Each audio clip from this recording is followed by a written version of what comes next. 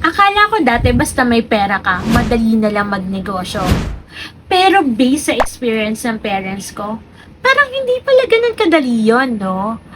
Over 30 years na kasi sila nagpatakbo ng negosyo. Nagkaroon sila ng bakery, grocery, piggery, poultry.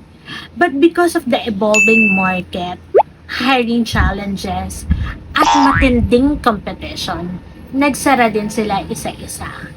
But merong isang investment na hindi sumuko over time.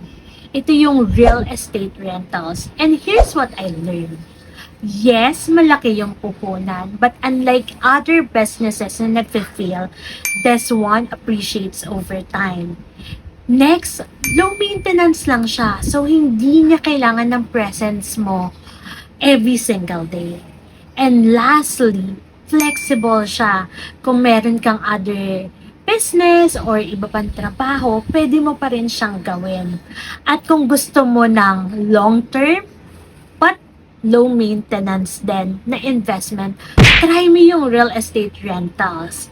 At kung nag-iisip ka kung paano mag-umpisa, comment rentals and I'll send you my listing na perfect pang umpisa. Sana i-consider mo.